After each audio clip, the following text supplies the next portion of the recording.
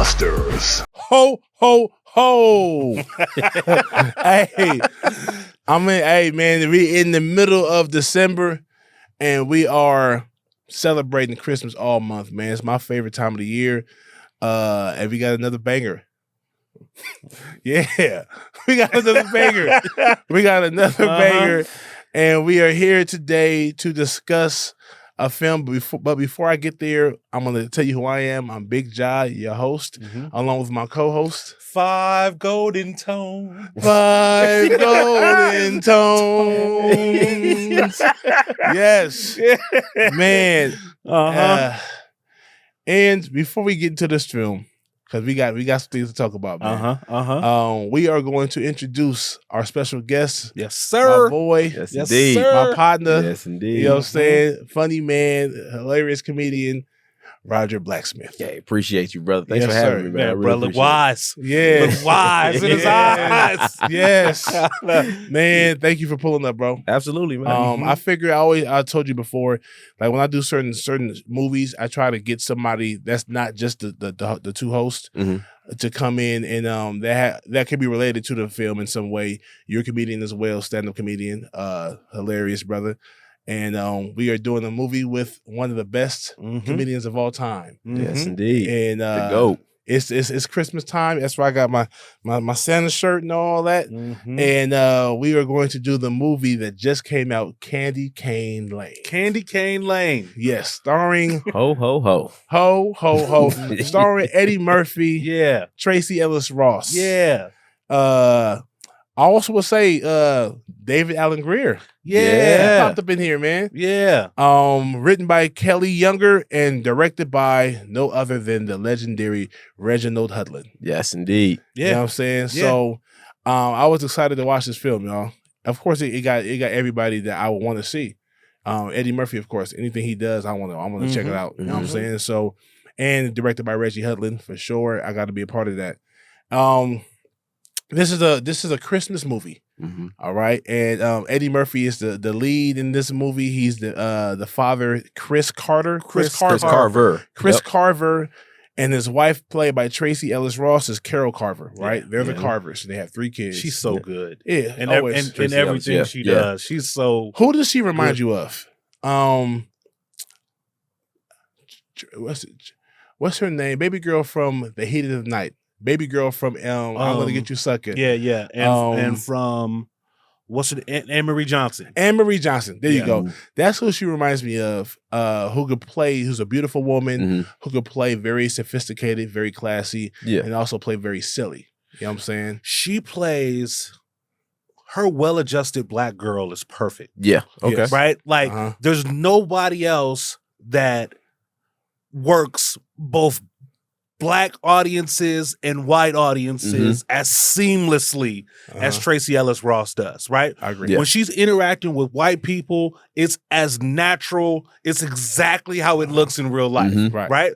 But she does it in such a unique way because she never mortgages her black card, right? Like, you know, she's always a black woman, but it's obvious that like she's this like blade. She can go in and out of both worlds. I see what you're saying. Seamlessly. Yin yang. Yeah. She's very universal. She does it Very, so well. I feel like I agree. She's who she is in every element. I believe. Every And she's atmosphere. so likable, right? In Like every aspect, like some actresses do that, and it's just like I never even want to fuck with them. Like Hillary Banks, right? Like, you know, I see what you're saying. I never Yeah. wanted to have a beer with Hillary Banks, Right, Like I never wanted to like be at a barbecue with Hillary Banks's people, Right. Right? Like, you know, Exactly. Tracee I'm Ellis, gonna have fun. hell yeah, that's gonna be a fun cue.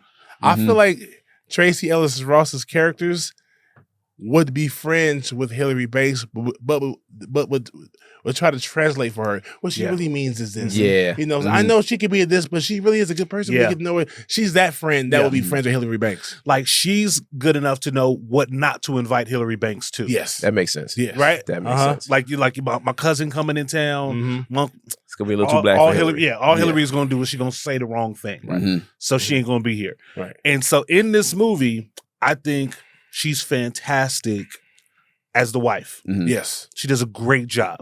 Especially dealing with those neighbors. The Neighbors, man. Yeah. Mm-hmm. The Neighbors. So this movie starts off already like suburban, you know, nice neighborhood. El Segundo. I'm assuming that the writer is probably from El Segundo. I thought so too. Yeah. Or somebody he knows. There's a reason why, because they repped it enough for you. They repped it hard. They want you to know this is El Segundo. This is El Segundo. The city of El Segundo. Yeah. And the Carvers live in this community where every year they compete for the best Christmas house, best Christmas ornaments, decorations, and everything like that. So, and he's good at it. He's so good that he makes things. He's a wood carver. Yeah, it's a play on the fact that he's a carpenter. His last name being Carver. Yeah, boom. I picked that out. Yeah. See, you know what I'm saying? Told you. Wisdom. Wisdom. Yes. Wisdom. Perfect. Yeah. He makes like Christmas ornaments from scratch. He's hand painting the candy canes. Yes. Yeah. That's what lets you know how important, how committed he is to Christmas. Yes. So his kids are named after the Christmas. Yes. Carol and Joy. Yep. Carol's his wife. Joy is his daughter.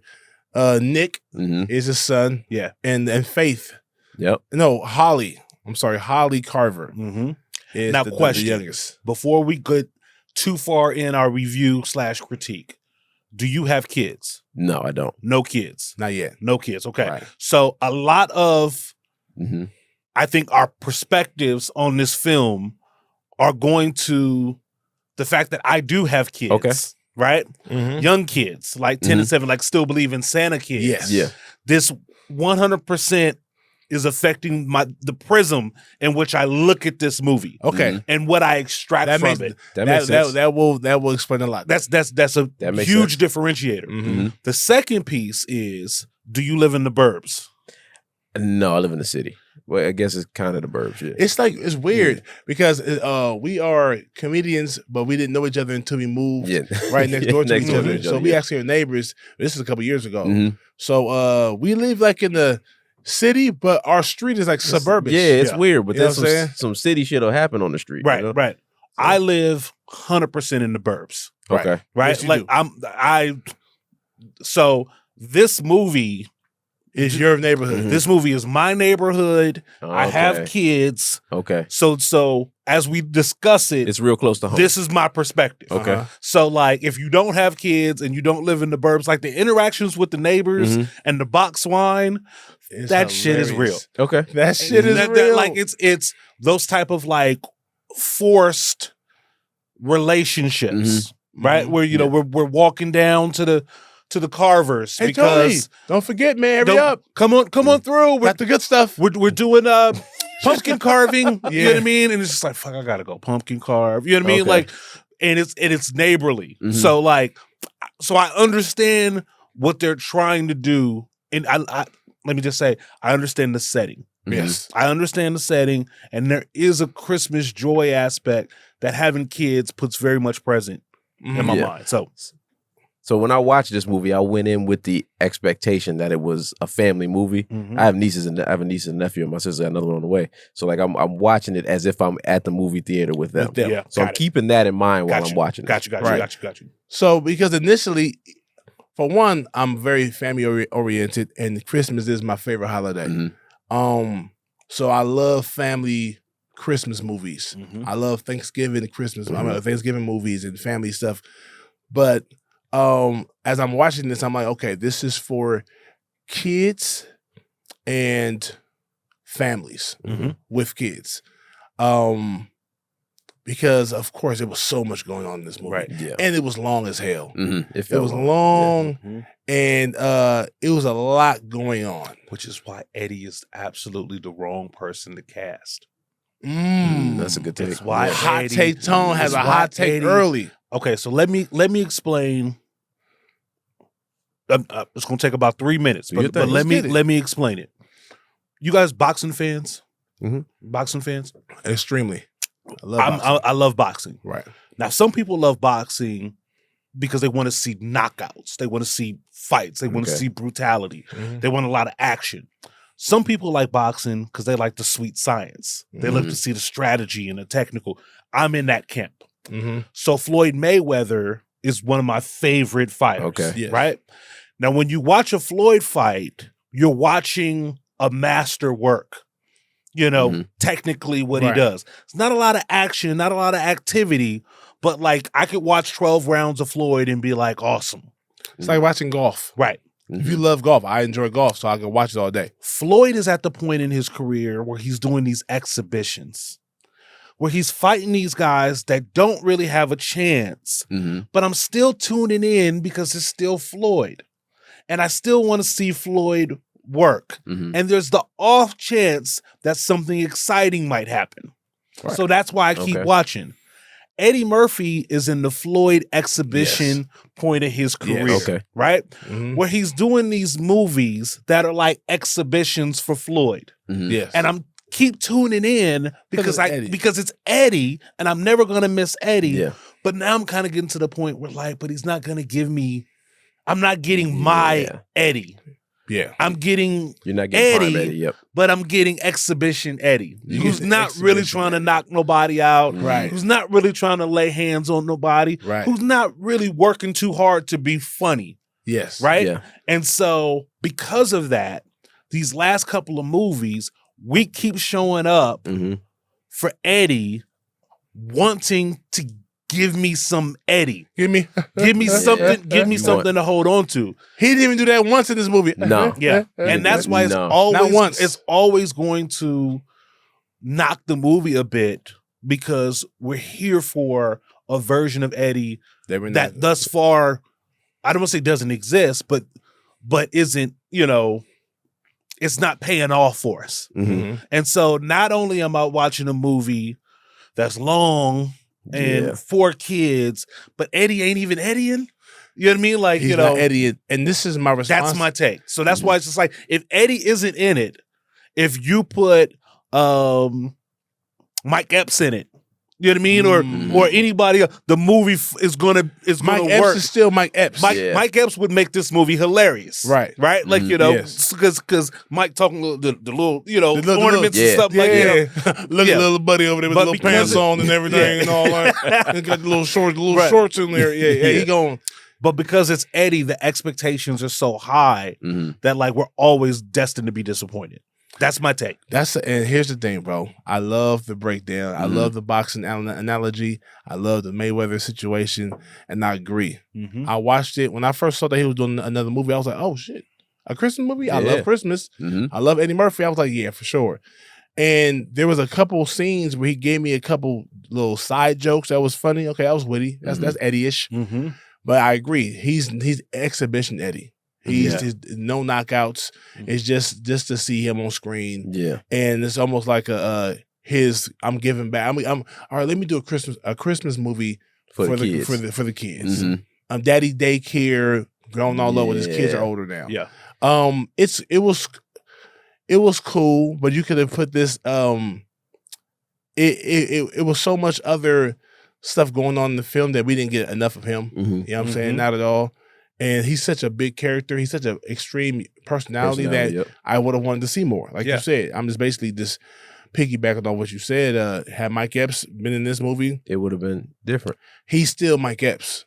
Eddie Murphy, we haven't seen him be Eddie in a while. Yeah. And maybe because he's older, because the Eddie that we know was young, flashy, fly. Edgy. And edgy, you know what I'm saying? So movies like Boomerang could work super good for him. Beverly, but we're gonna see because I think they're coming out with Beverly Hills Cop 4, and it's gonna be like this. Yeah, I think it's gonna be in the same ballpark. Yeah, like I think I think it's no longer. Go ahead.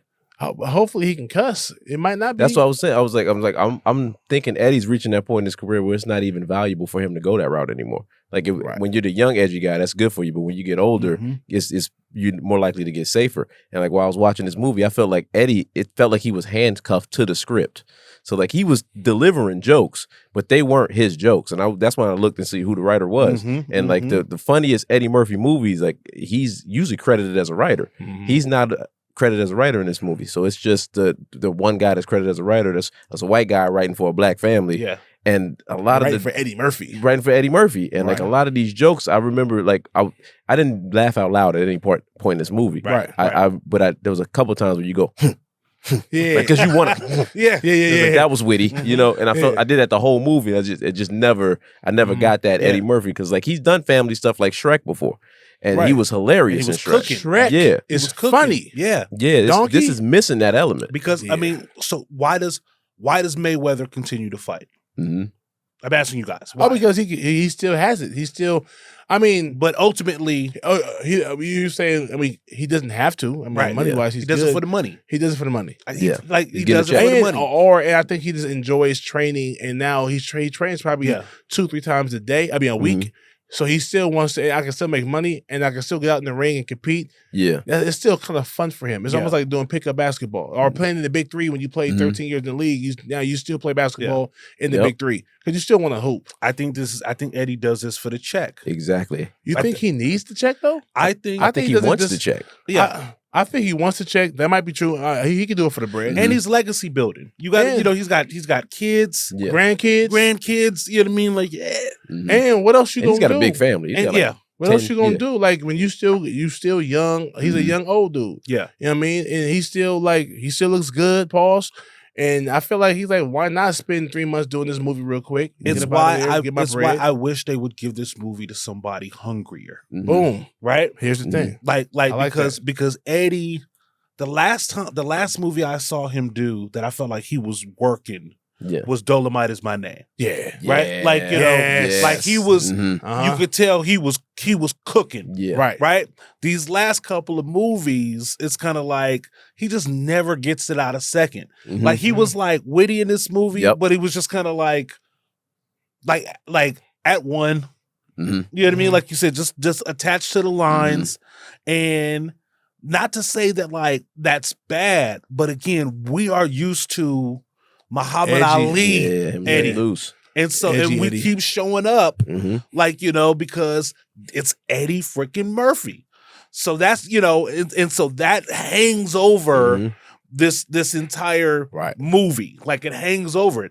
Like even in like Norbit, he's working. He was working in Norbit. He's working in Norbit. Like you can say what you want about the movie and whether it was good, but one thing that you cannot doubt is that Eddie Murphy was working. He was killing it. He's working, right? Yeah. Nutty Professor. Yeah. All them characters, he's working. I love Eddie. This is not a knock to Eddie, but he's not working in this movie. Yeah. Nah. Like you know, this is I would say this is walk in the park for Eddie. A walk in the park.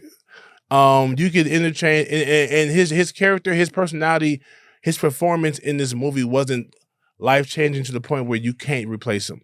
Yeah. You could Vince Vaughn and Jennifer Aniston could have played the parents of 3 white kids. Yep. And depending on if Vince Vaughn is he Vince Vaughn or is he exhibition Vince Vaughn? Yeah. You know, it depends on how much work he's going to do in this film. It's a very family oriented film. Maybe that's why it's so safe. Maybe that's why he plays it super to the script because I can see families, all the things with the special effects, the animals running around, people falling and being drowned in milk. All those are funny gags that kids would laugh. Yeah, the slapstick stuff. You know what I'm saying? You sit here on you're in your living room, hugged up with your wife and your 2 kids, and your dog is over there playing with a toy, and you guys are watching this movie. So I understand why it was being made, and if that's the case, it's a good film. I think it's super silly. Jillian Bell plays Pepper. She's super crazy. She did play that role. Yeah, she played it well. She played it well. Yeah, so the little trinkets, the little toy people, they were funny. Yeah, you know what I'm saying. So I see why it worked. But when you watch the Eddie Murphy film, you're expecting the funny didn't come from him. The funny came from everything around him. Exactly. Like the gags, the fall downs, the slapstick was what made this movie funny to probably most families. Yeah.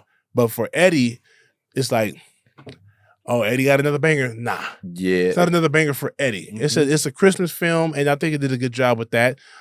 Even when David Allen Grier popped up, I'm thinking we about to get some. Yeah. Give me some David and Eddie. Some back and forth. Give me none of that. Yeah. It was like, damn. Yeah. You know what I'm saying? I feel like the script was made like way before Pimp Santa. Yeah, something. Right. I feel like the script. Right.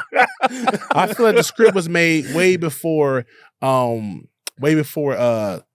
the cast. I think you know how too. sometimes you write a film and you be like, okay, I got Eddie Murphy involved in place of this. I got him in mind when I'm writing Chris Carver. Nah, I think Chris Carver could have easily been Owen Wilson. Yeah. You know what I'm saying? It felt like the race was interchangeable. Yeah. Like you said. Yeah. So it definitely, so even though, once again, the BlackBuster conversation we have all the time, when we ask ourselves, is this a BlackBuster? And I always say, because it's Eddie, Eddie is it's a black family, but it didn't feel like a black script.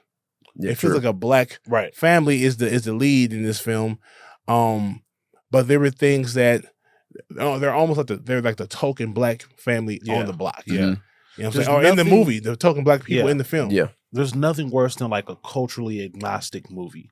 Like masquerading as a black film, right? Yeah. Like, like this is a studio film that, like you said, just happens to be cast with black people, but every single one of these characters is interchangeable. Yeah, like every single one. Let me say, this is even more reason why I say what I say about it being a black a studio movie with a black family. What the hell is DC Young Fly doing in this film, bro? Hey, that shit made no sense to me. What the hell is DC Young Fly? Shout out to DC. Yeah, for doing it. Get your bread. Yeah. Get your bread and get your exposure. You know what I'm saying? And in your quest to become crossover, I would think that he would want to be. I mean, everybody would want to be. And he's so black culture. Yeah. He helps make it a BlackBuster. I will say that. Yeah. But we did not need him at all. I don't think his character shined. I don't think the character Josh, the news anchor guy, it didn't make sense the way he was written in. Yeah, it was like there's nobody in this world. DC Young Fly. Yeah, it didn't make sense to me. This world, this movie in El Segundo, the Candy Cane Lane, this movie, he doesn't exist in that world. Yeah, the black people that we have in this film are not his black people. Yeah, not his type of black person. And he was related to the news anchor lady. It was like, why there's no way they're related, bro. Yeah, right. It's kind of like Moneyball, which is just like a studio exec was like, now we need somebody really black, right? Like, what this movie is missing. Who can we do? Who can Jay Farrow, and cool, but blacker than him. Yeah, not black enough. And some white guy was like, DC Young Fly would be perfect. And it was like, who's that? Who's DC Young Fly? Perfect. Yes. Perfect. Let's get him. Let's get him. Let's get him, right? Like, because again, like he served like it's odd because he either serves a purpose to introduce the coon factor to the film, right? Well, not saying that DC was cooning. I'm not saying that, but like it's just almost kind of like this shit we need a dash of black. You know what I mean? Like, real black. Yeah. And let's put him in there and let's let him cook. But like, let's let them, what up, TT? And you know what I mean? And like, and do all of those things so it feels culturally familiar to us, but it's caricature to everybody else. Right. Like it's unnecessary. And the reason that wasn't operating is because there was no black writers in the writing room. I'm assuming. There might have been one, but I don't feel like they should have sprinkled that into the writing room. Yeah. So that the culture would have showed up in the script. Because there were so many moments that just didn't make sense at all to me. Like, I didn't understand why Nick was bad at math. Like, and then like they tried terrible at math. It's just really bad. And they tried to like redeem him towards the end of the movie. Like it was like, but if you're great at music, you should have been able to do this the whole time. It just didn't like. I don't know. It just seemed like he was typecasted as the dumb black guy, and it was kind of irritating. And so, but I didn't even think that. I thought this dumb kid. He's Bud Bundy. You know what I'm saying? In a sense, he just wants to do music. Bud wasn't smart. You know what I'm saying? Well, Kelly was dumb. So Bud, I mean, correction, not Bud. I mean, Kelly Bundy. Just like the airhead that doesn't know anything. You know what I'm saying? And like, it doesn't make sense for the daughter she's probably efficient and everything, ran track, wants to go to Notre Dame, and I get that little angle. You know what I'm saying? They want her to go to USC. That's typical of your parents. That makes sense. That's our alma mater. We want you to do that too. But like him being bad at math, but he keeps talking about music, and like he plays the tuba.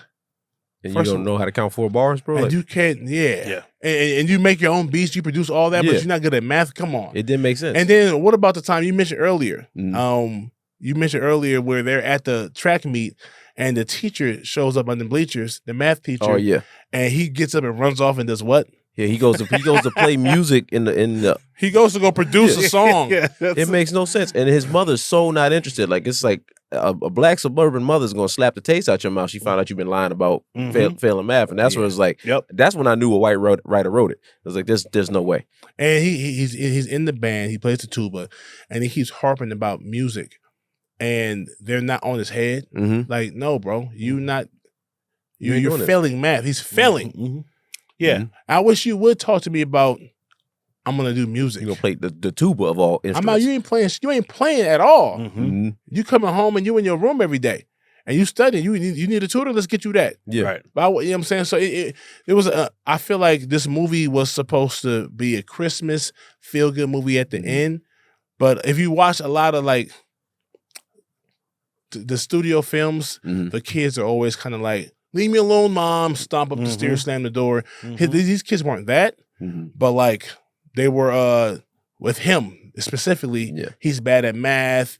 He's not a good student, and they don't know that he's failing. Yeah, he's like that's like how bad of a parent are you that you don't know that your kid is failing? Because you don't go from an A or B to just an F. You get progress reports and all that. You know what I'm saying? Like before I got an F, I got an F in math. I got a D in math in high school. Well, at one time it was a progress report, but I literally wasn't good at math. Yeah. I was terrible at math. I had straight A's, and then a C in math. Then I had straight A's, then a D in math, and then and then my pops was like, "Nah, you might be bad, and this might be a struggle for you." Yeah. But I'm not. You're not. You can't be that bad to where you're not working hard enough. You got to work because school was easy for me, but math. You weren't applying yourself, right? You weren't applying yourself in that area. I wasn't going hard enough. I was applying myself. I was studying. I just couldn't get the shit. Honestly, I'm terrible at math, right? But I wasn't trying hard enough. You didn't study hard enough. You know what I'm saying? And my pops wouldn't allow me to do that. Now, of course, this is a movie, and we got to have what's his thing. What's his thing is he plays the tuba and he's bad at math. I get it, but like I wish they would have wrote it better to where it kind of made sense. So this is what's interesting. And I'll hearken, and this calls into question our positioning as reviewers. Okay. Right? So Chris Rock did an interview a couple of years ago where he talks about like the integration of baseball in the major league. And he says baseball doesn't truly become equal until the mid to late 70s where you start having bad black baseball players. Right? That's when it truly becomes equal. Because before that, you had, Jackie Robinson, you had these guys that were incredible. Satchel Paige. But like true inequality was just the ability to just be average. And be in the league. To just be a thing. And so I'm looking at this movie and I'm going, because we get so few movies, am I being too harsh with this movie? Right?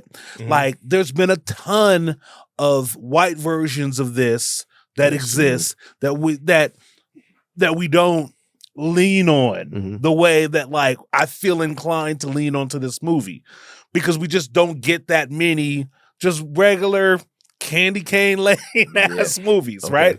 And again, a part of it is because Eddie is in it, so there's already an expectation there. But like you said, like it's an okay movie. It wasn't shot poorly. Shot very well. It was shot well. It was shot, right?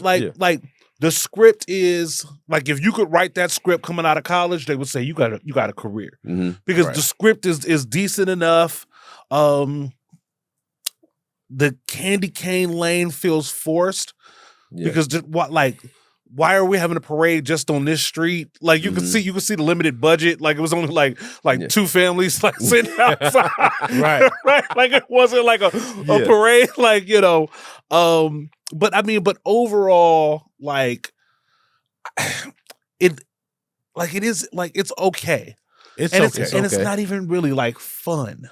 But see, that's the thing too, because I don't think the writing was that great. Like I think it seemed, I won't say elementary, but it seemed like you said, if you wrote that coming out of college, it'd be like you had a future. But there was parts in that movie that confused me. Like when Eddie got turned into the ornament or whatever that was because she skipped the clock ahead. Like couldn't that same logic? Couldn't they just jump up there, pull it back, and he's back? Right? Like, could we get an extra 30 minutes? Yeah, we could just do whatever we want. Yeah, There's certain parts of that movie that just didn't make sense. Yeah. Like him leaving and going to make a beat. Yeah. I'm still on that. When the teacher came and he was like, "Where's Nick at? Making a beat? Where's Nick at? We don't know." Oh, that makes sense. And he goes into like the music room and he starts playing the tuba, recording his tuba, making the beat. So you're that absent-minded as a kid, and maybe you are because kids are stupid, teenagers, right? Yeah. But really, I think parents have stupid teenagers. Maybe he was like, "Listen, man, I'm failing math. My parents know I'm failing math. But let me play them this hot shit." No, nigga. Like once they hear this, that's what I'm it's saying, gonna like, be okay. I'm saying like imagine like a scenario where it was just like you're failing math, but you go like, "I know," but then like it's this painting you've been working on, and you like print it back out, and the family is like, "You're a we get why you're failing math. genius. It's okay, we get it." But if you're painting shit like that, like you don't need math. Like maybe that's what he was going for. No, and it's nigga. just like that's never happened in the history of black families. I'm about to get found out, right? I've been lying to my family, telling them I'm working hard in math, and my teacher's finally going to tell them that I'm failing. So let me sneak off and just run off, and let me go produce some music. That's what I should be. Make sense. That's what I should be doing after my parents going to find out I'm failing math. Yeah, and it was very anticlimactic. Like when he came to talk to his mom. Like there was no, she was just like, "Okay, yeah," and she kind of just brushed him off. He's like, "Oh, okay," but he's in the back playing music. It looked like he went back there strictly to do the montage, so we could see Eddie chase the people around the with the spears. Like, why y'all dressed like Prince? That one made me chuckle. But, like he's chasing like but like it wasn't a logical move to do. Yeah. And then the milkmaid was there, sprayed him with milk, and then you cut back to his scene, and the whole room is full of he's drowning in milk, and like Dame said, that's a gang of milk for one cow. So it's like, now I know it's a movie, it's supposed to be magical. Maybe it's a magical movie, it's a magical milk or magical cows, but it's a lot of things that just happen. Like even with the whole things where he has to get 5 rings to win, but now it's 40. Now maybe according to the song, if you paid it, they kind of made it seem like you didn't read the fine print, or you didn't listen to how the song really goes, because it's really 40 rings, not 5. That's not like that part was like that wasn't the next logical step in the story. To be like, oh, it's been 5 rings, but now based upon the number of times that you repeat, it's 40. Speaking of such, it's actually just 38. Yeah. Oh, but we got 2 rings. 39. Yeah. That's But to answer your question, yes, we are being too hard. We are being too hard. There's a lot of. I think that if Brother Hudlin didn't direct this film, I think this movie. I mean, I don't think Reggie. I could be wrong, but maybe I don't even think that Eddie Murphy does this film if Reggie Hudlin doesn't direct it. I don't think so either. But I think part of the reason why we're judging it so harsh is because they went and recruited such good talent that they put the bar up so much higher. Yeah, and this movie is important for Black families during the holiday season, right? It's like you talk to anybody with kids. Black families with kids, they watch this movie over the weekend. For sure. Right? For sure. And so that part is very necessary because I never had a movie like Candy Cane Lane growing up. Right? There was nothing like that. I got A Christmas Story. Right? You know, I got Home Alone. Right? Loved it. But like all of the Black holiday movies that we got were family dramas. Right? Like, you know, heavy, traumatic trauma. You know, who's leaving who's sleeping with who. So even if it just serves a purpose as a way to galvanize a family for, you know, a holiday season, there are going to be a lot of Black families that are going to watch Candy Cane Lane on Christmas Eve. Right. Right? Like, you know, and everybody's going to watch. So to that end, it certainly serves its purpose. I agree. I'm happy the movie was made. Yes. Now, like how great it is, you know. Did you watch it with your kids? I didn't watch it with my kids, but I am going to watch it with my kids. Okay. Right? I was really disappointed that you give Black Santa no power. Yeah. Like he shows up to do basically on such a dope ass sleigh. On the flyer sleigh, yeah. And he shows up to do nothing. Right? Like he doesn't, you know, he basically is like, "Oh, you signed the shit." Yeah. He's basically a glorified Uber driver because he's just taking them all home. Right. Yeah. That's hilarious. So you didn't even like. Why have that big epic Santa moment? Mm-hmm. You missed the opportunity to have Santa fix everything. Right. Yeah. Which is what you want. But you got Santa showing up who basically was just like, I can't even fucking help you. Yeah. What's the point? What are you here for, bro? Yeah. What are you here for? Yeah. You did nothing. That type of thing. Just to confirm that the bad guy is right. Yeah. Nah. So yeah, the script wasn't that good. It was too long too. I think that it was too long for it. It was unnecessarily 20-something minutes longer than it needs to be. Mm-hmm. And I know the villain. I'm a villain person. I love the movie can be made or broken by the villain, depending on how good of a villain he or she is. Cruella de Vil was a great villain. Thanos. You know what I'm saying? Thanos is a great villain. Negan is a great villain. This is a cartoon, so it's not a cartoon, but it's like a cartoon. Pepper being the villain is like, she's not scary. She's not. There's a time when she came to the house and was in the garage. Yeah. And they were hiding the little trinket, and she couldn't find them, and she left. Yeah. That was so non-climactic. That was unnecessary to happen. Like I don't even know why that was probably a 7-minute scene, maybe longer, maybe not that long, but that's a scene that didn't have to happen. When Pepper was driving, like that's when I was just like, she got a car. Like, does she have an apartment? You know what I mean? Like she's supposed to be, a celestial being. She doesn't have a car. She shows up. Yeah, she's exactly. She just appears. She's magical.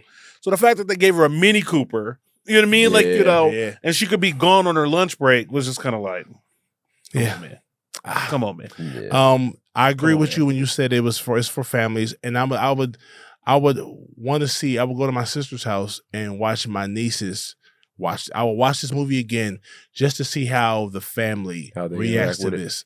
I watched it by myself, and I was like, I promise you, I kept thinking like, okay, it's Eddie Murphy. It was. I love Tracee Ellis Ross. I think they do great. She's a great sitcom Tracee Ellis Ross She's a great wife, best actress. Yeah, the she's whole the best film. part of the movie. Yeah, best part of the movie. Super dope. I did like the black commentator. She was actually. I thought she was the funniest. She was super over the top. But see, and that's the point. Give these roles to somebody like her. Yeah. Right. Who's like, she was like, I am not wasting. She's cooking any scene. Woo woo. Anytime you put me on camera, I'm going for it. Yeah. Right? Yeah. Like those are the type of people that I'd love to see get more opportunities because those are the type of people that are going to do the extra things that help make these movies more special and more legendary. Yeah. Right? Like I give it to hungry actors. I agree with that. And Eddie Murphy is for sure Exhibition Eddie right now. Exhibition Eddie. I want to see Eddie in some. At this point, bro, you older in age, bro. You Eddie Murphy. You're already a legend in this world of comedy. You the guy. Give me a mystery.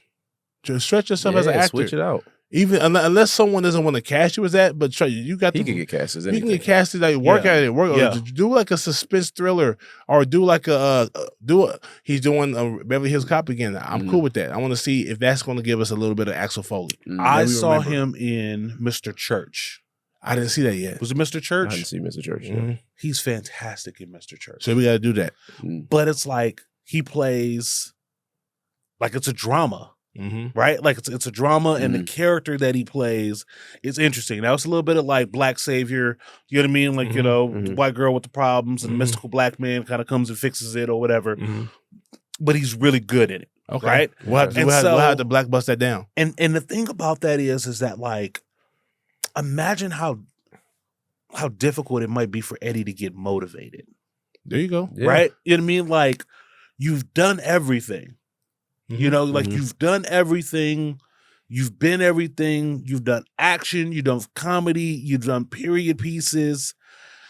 Like what role can't that's why the Beverly Hills Cop 4 doesn't make sense at this point. Because like what's Axel gonna do? You know what I mean? That we haven't seen them do already. Yeah, you know what I mean? And I think in that particular movie, like, unless, like, it's awesome, and I hope I'm wrong, right? It's going to be like it was this. It's going to be a bunch of people surrounding Axel, right? And he'll give a couple of lines, and he'll get some Axel Foley-ism, and then the credits will roll. Yeah, but it's not gonna shine a candle to the original. Like, there's takes in there where you can see the guys in the back, like, like holding in their laughter because Eddie was going for it. Like, he was hungry back then. Yeah, like I used to look up Eddie Murphy bloopers and stuff back. They put it at the end of the movies usually, right? But at the end of this one, it looked like a lot of you had to be there moments. Like, it was just not a lot of his personality shining through. Yeah, man.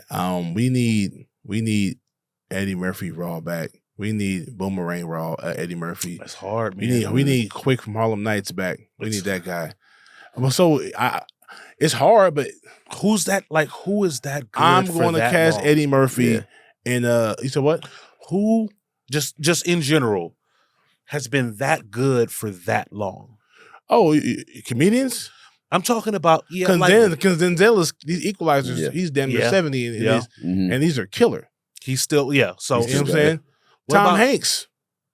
Yeah. Tom Hanks. Tom Hanks is still going. And Tom Hanks, I can see Tom. What about like an Eddie contemporary? Okay. Right? Like,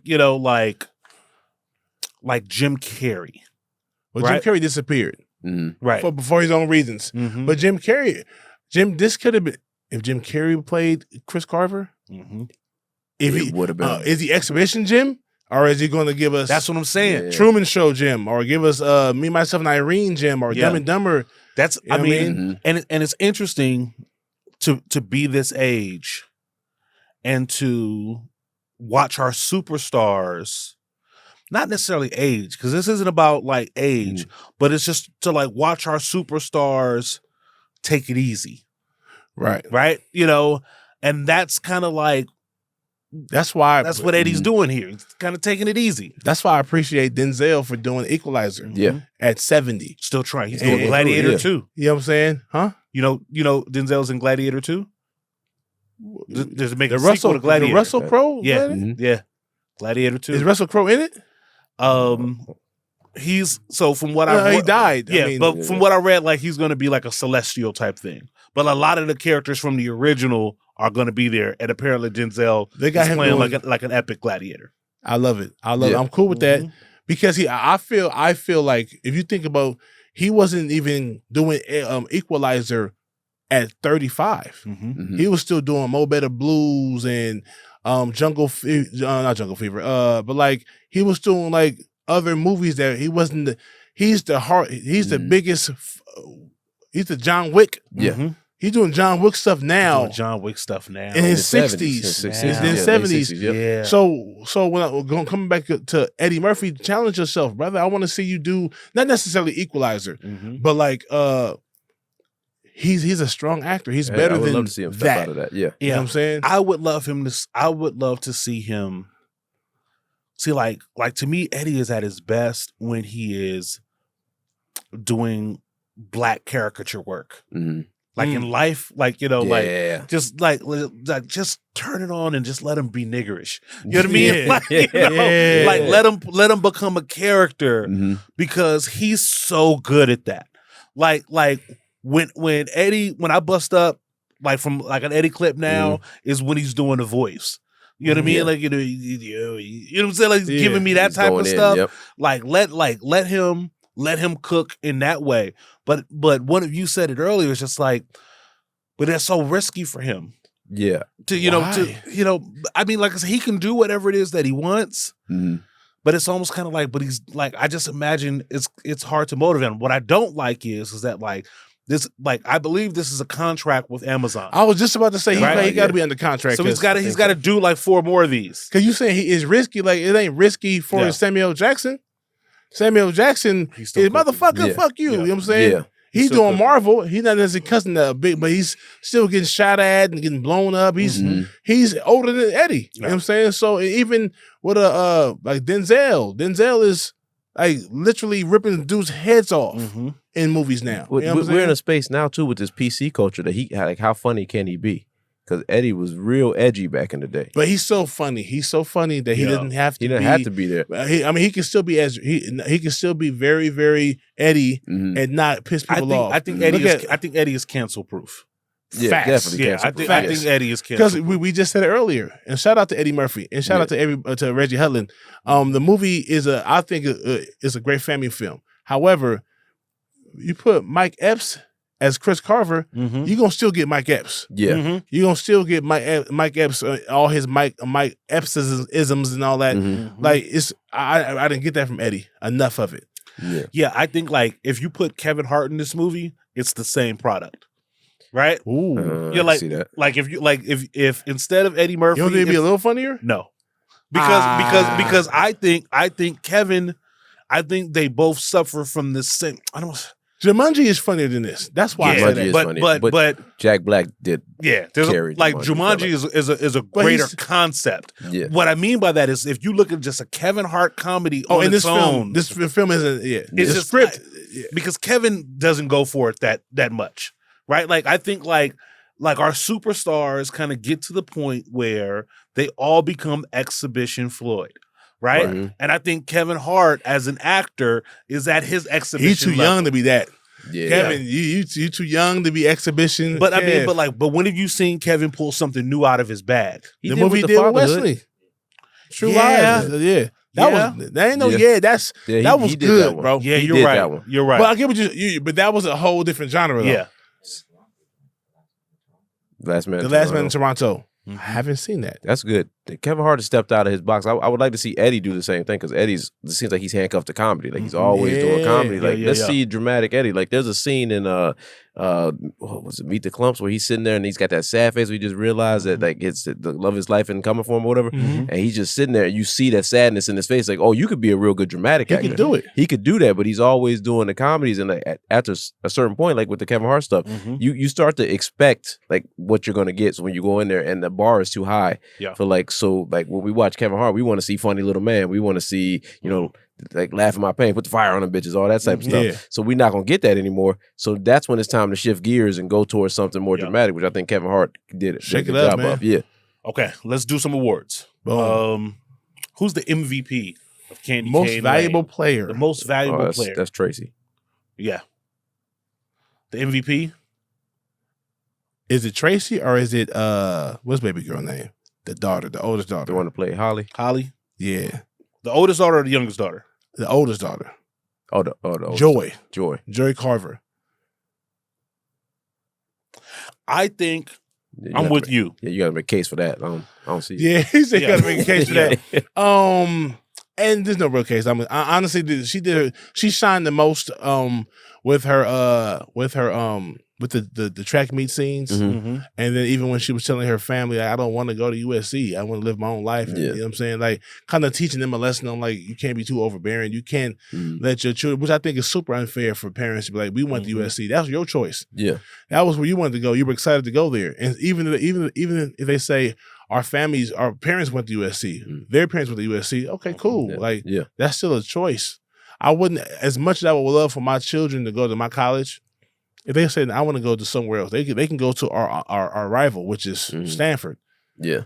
All right. I hate to see I'm gonna tease them about it. I'm gonna mess with them about it, but I don't really care. Yeah. You know what I'm saying? At least I don't have kids yet, so I don't know. Maybe I will care, but not to the point where I'm upset with you for not wanting to go to my college. Yeah.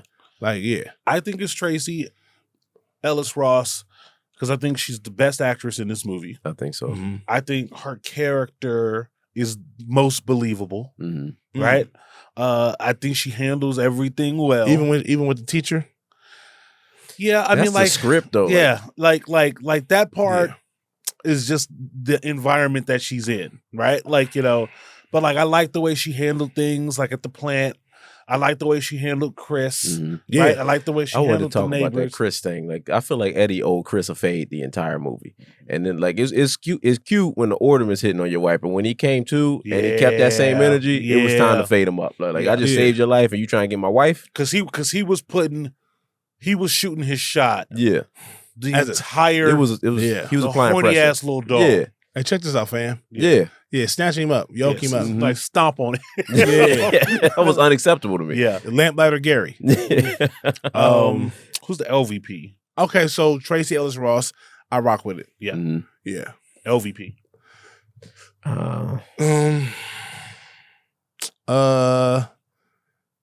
That's a tough one.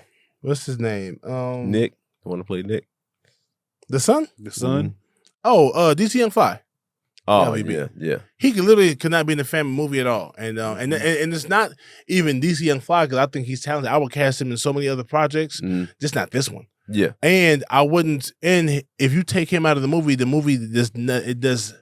literally does not change. Yeah, you could all the lines that he got, you could have gave back to the black chick that was on TV. You could have gave her all the lines. She could have been there live. Yeah, yes, she would have bodied it. Yeah, but I'm saying he didn't shine for me. He wasn't memorable.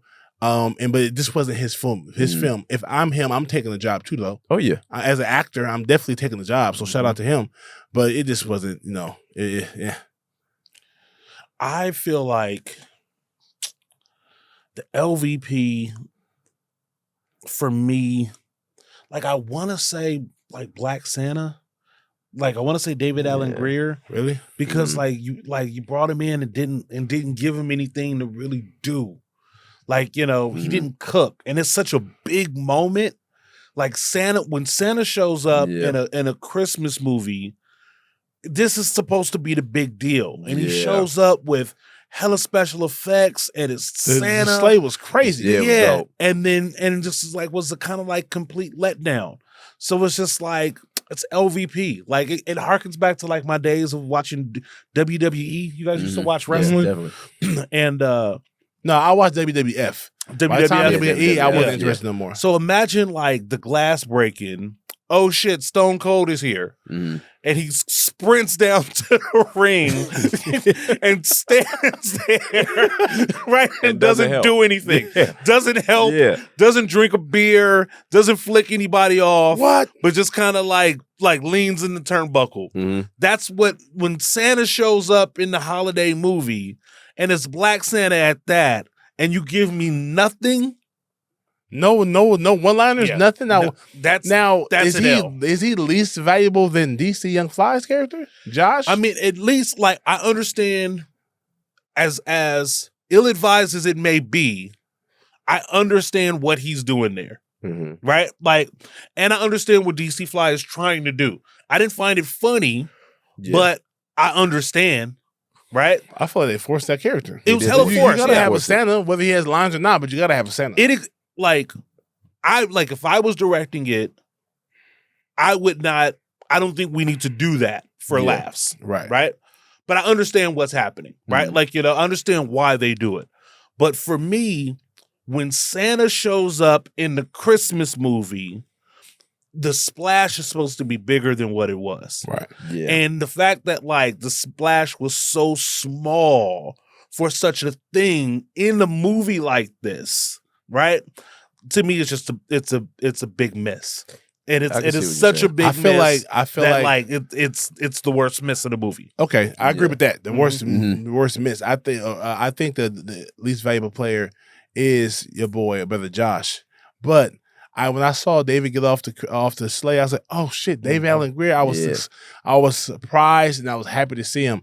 I'm a big fan of his acting. I think he's super dope, and I need to see him more. Yeah. Now, but he didn't give me nothing, so it was a miss for me. I get it. I agree with you. It's not a knock on his acting as much as it's still a knock on the writing. The script, the script, it had nothing to do with anything. But I felt like the one that was Nick Offerman. I feel like Santa's supposed to teach you something. Nick Offerman had the moment with Holly where he was teaching her life lessons. I feel like they should have found a way to make Santa do that. That's what I'm saying. Right. Because they made Nick more important than Santa. To me, that's why Black Santa is the biggest miss of the movie. You know what I mean? Like, I agree. Because like if Santa doesn't show up, the movie is exactly the same. It's exactly the same. How did they get away from the city though? From the neighborhood? it didn't even matter. Right. Slay. No Slay, there's no movie. It doesn't even matter. Like you use Peppermint's car. Right. You put pentatonics and the other fools. They could have just vanished. Exactly. They could have turned into Christmas dust or whatever. He serves no purpose. Like it's Santa. Like the Stone Cold. Yeah, the script. You know what I mean? Script wasn't on Santa, and you could tell from the little bit that they gave him, he was ready to cook. He had his red suit on. He had the beard on. He had his cap. Like, just give him something to work on. Give him, and then have him give our villain. To your point, our villain don't even get no due. Like even the punishment that we get at the end is whack. So whack, right? So it's just like so Santa's supposed to come in, Black Santa supposed to punish the shit out of Pepper, make everything right, deliver the Christmas message. God bless us, everyone. I'm out. Black Santa out. Right, And what's up with the money not being $100,000, but the $100,000 worth of tacos? That was crazy. I was like, yeah. That was crazy. What's the point of him losing his job? Oh, real quick. What's the old boy name? I know who you're talking about. Oh man, dang. Trevante. He's the LVP, bro. Trevante's LVP. Yeah. I'm gonna get. Come on. And he was so stiff. He was terrible. Yeah. His one scene. I said, bro. Who was Trevante? He was the guy that he was the boss. The guy that they was the firing guy. He fired. Oh yeah. I was like, are you serious? That was so unnecessary. Yeah. She could have just been there by herself. Yeah. And he didn't have to be there at all. Yeah. Another big fail. Sorry, Dave. I know this isn't going the way you had hoped. But how come the store don't disappear? That's what I'm thinking. I'm thinking at the end, like Eddie got his his justice, but he owns the store now under the freeway. Yeah, this magical store that didn't exist now is there. What's it doing in July? They selling fireworks? Like what happens? Yeah, yes. What kind of magic he's selling?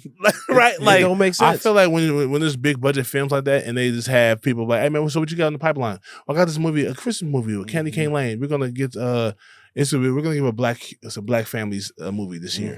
Who's the lead? You gotta get a star, Eddie Murphy. Oh, who's the wife? Tracee Ellis Ross. Okay, cool. What about the Trevante Rhodes is his name? Yeah. Well, what is he doing in the movie? Yeah, he need a check. I feel like him getting paid. His character, and DC. What are they doing? These are the two black guys that don't exist in this world. Yeah. He was just such a cool ass, smooth ass Marcus Graham from Boomerang as the guy that fired Eddie Murphy's character. That was terrible. This is okay, and then we'll go to the final awards. This is what makes this movie difficult. And again, because of who it has in it, like the white version of this movie, you will scroll past it on Netflix and Prime and Hulu and not even give it a second thought. Yep. Right? So it's almost kind of like I can't even compare this movie to its contemporaries because I ain't even watching its contemporaries. Like I don't even know if this is par for the course. This is how they all are. And I watch a lot of kid shit because I have kids. Yeah, right. But because of who you put in it and who it casts, we're going to watch a movie that like is not for us. Right. It's not made for us. But because of who's in it, we gotta watch it. Even as like I would much rather show my kids Home Alone. Oh yeah. Than this, right? Right. But what I'm going to do, there's a new movie on Disney Plus with Luda. That's a holiday movie. It's Luda and what's our guy from Get Out, the comedian. Lil Yeah, Lil Rel and Luda have a holiday movie on Disney Plus. Is that now?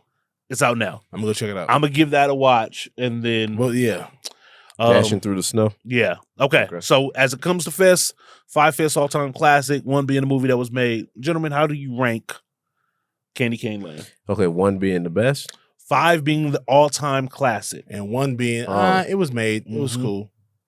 You good job for making a film. We'll give it a 1.5. 1.5. Okay. Fists. Ja, how do you land? I'm gonna give it a 2. Okay. A 2 point.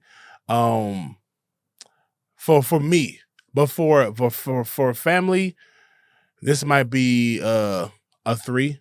A strong 3 for a family, but for a family, because it's almost like for guys, you just want big machine guns and things blowing up and chicks running around down the street with their shirt ripped and stuff like that. That's for the men, right? So the movie, the Expendables, those are never good scripts, but they're all kind of action. It's great action, so people love those films. It's a shoot 'em up, bang bang film. This is a Christmas for kids to laugh and joke when you see ducks flap through the milk and all that. It's a kids family film. 3 for me. It's a 2. This is difficult for me because I want to give this movie 1 black fist. But I don't want to disrespect Eddie, nor do I want to disrespect Tracee Ellis Ross, nor do I want to disrespect the fact that this movie was made, because I want more movies to get made like this, right? Like not like this, but more. But like just this, I just want more at bats. Yeah, more swings. Like I want more at bats. I want but. And this kind of goes back to, what we've been saying before. The thing that throws us off is that normally I would say you need a black director. You know what I mean? That's why this movie doesn't quite hit. We have one of the best black directors. We have one of our favorite black directors. True, very true. I think it's a 2.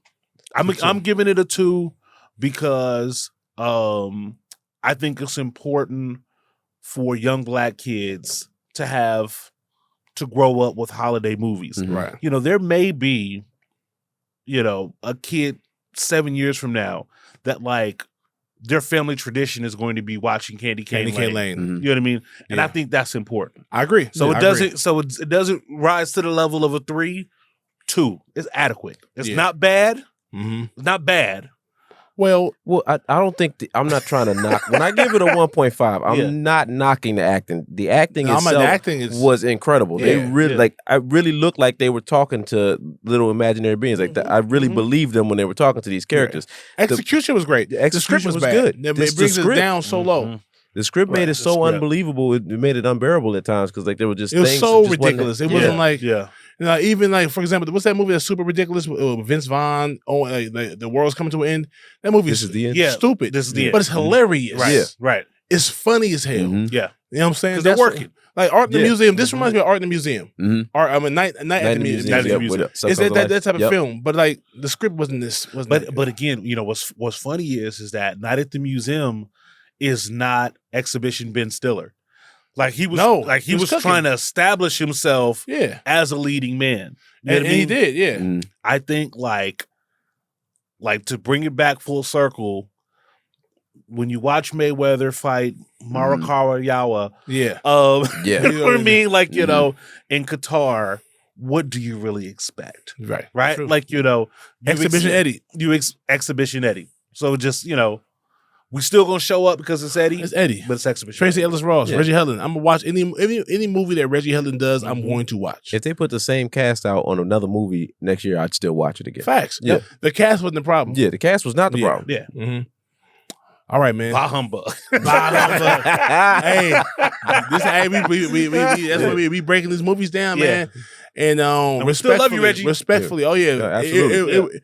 The movie probably wouldn't have been as good. It wouldn't have been this good if it wasn't for him, in my opinion. I think he did the best with what he had. Yeah, and he's still gonna work. Of course. That's it, y'all. We love y'all. Tune in next time. Let us know. Watch the movie though. Please go watch the film. It's definitely worth a watch. Go watch the film and let us know what you think in the comments. You know what I'm saying? Candy Cane Lane, Reggie Hudlin, Tracee Ellis Ross, Eddie Murphy. Get involved. Be good or be good at it. I'm your host, Big Ja, along with my co-host. 5 golden tones. 5 golden tones. Brother Roger BlakkSmyth. Come back. We're going to come back. Definitely. Because, man, for what you brought for even this film. Yes. I'm excited. We got to get a little bit more. We bring you back, yo, Roger. Yeah, we got to get some more on your plate. We got to, we got to let you. So a movie that, yes. You made some gourmet hot dogs. I love your take. You know what I mean? But we're going to give you some steak. Yes. Give some ingredients. I'm excited to hear what you have on the next film I bring you back for, bro. We're going to bring you back. And we thank you for your perspective, bro. It was dope. It made sense, too. We love it, bro. Thank you for coming, bro. Thanks for having me, man. Yeah. I'm gonna call you. Definitely gonna have you back sooner than later. For sure. Anytime, man. Yes, sir. Man, that's our show, man. This week. Catch us next time, man. Merry Christmas to y'all. And let us know what y'all think about in the comments. And we'll see you next time, man. Be good or be good at it. Pume to the max.